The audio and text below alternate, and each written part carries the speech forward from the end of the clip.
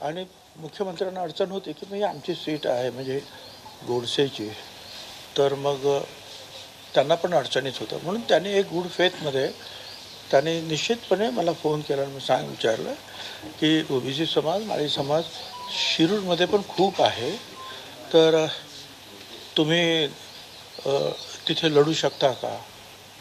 त्याचा हेतू हा होता की मग मी जर तिकडे गेलो तर नाशिकचा तिढा सुटेल, हा त्यांच्या पाठीमागचा एक चांगला हेतू होता. प्रयत्न ते करणार काय गुड फेथमध्ये, त्यांची काही चूक आहे अशी भात नाही.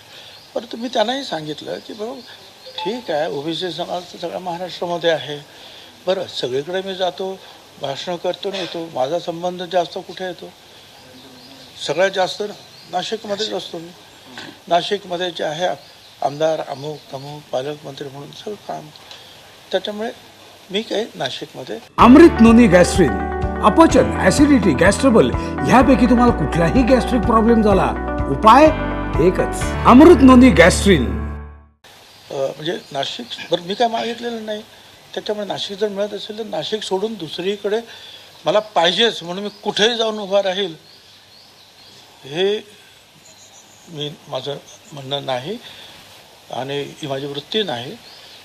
त्यांनी सांगितलं 2 दिवस प्रयत्न जर विचार करा. ठीक आहे म्हटलं, बस दॅट्स ऑल. काय आणि प्रश्नच येत नाही ना. म्हणजे मी असं थोडंच आहे की मला पाहिजे तिकीट, मग इकडून जा तिकडे आणि तिकडून जा तिकडे. त्यांनी सांगितलं नाशिकहून उभं तुम्ही राहा, पार्टीनं सांगितलं वरून काय ठरल्याप्रमाणे, म्हणून मी तयार झालो होतो. आणि बाकीचे कुठेच जायचा काही प्रश्नच येत नाही ना.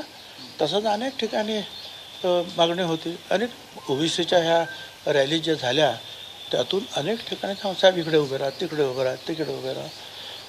परंतु मी जे काय असेल नाशिक आता ठरलेलं आहे, मिळालं तर नाशिक, नाही मिळालं तर काय नाही, आपल्याला नाशिकमध्ये काम करायचं करत असतो. साहेब, यशवंतराव चव्हाणांना भारतरत्न देऊ असं जाहीरनाम्यामध्ये अजित पवारांनी म्हटलेलं आहे.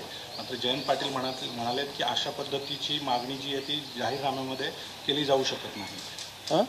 अशा पद्धतीची मागणी जी आहे ती जाहीरनाम्यामध्ये केली जाऊ शकत नाही असं जयंत पाटील म्हणतात. असं कुठल्या कायद्यात वगैरे काय म्हटलं तर दाखवा, कायदा ह्या निवडणुकीचं काय बुक वगैरे काय असेल तर दाखवा की अशी मागणी होऊ शकत नाही. मागणी काय, काही मागण्या होऊ शकतात. आम्ही हे त्याचे प्रयत्न करू, त्याचे प्रयत्न करू, त्याचे प्रयत्न, त्यात चूक काय आहे. मागणी करायला त्याच्यामध्ये चुकीचं असं काय आहे. साहेब, पंकजा मुंडे असं म्हणालात की प्रीतम मुंडेंना त्या ठिकाणी उमेदवारी नाकारली बीडमधून, तर त्यांना नाशिकमधून मी उभं करू शकते असं त्यांचं म्हणणं आहे.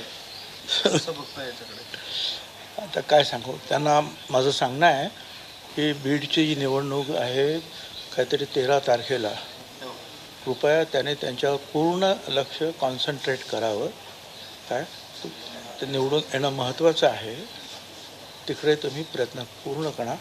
नाशिकमध्ये उमेदवार नाहीत म्हणून काही अडचण अशातला भाग नाही. नाशिकमध्ये खूप उमेदवार आहे हीच अडचण आहे.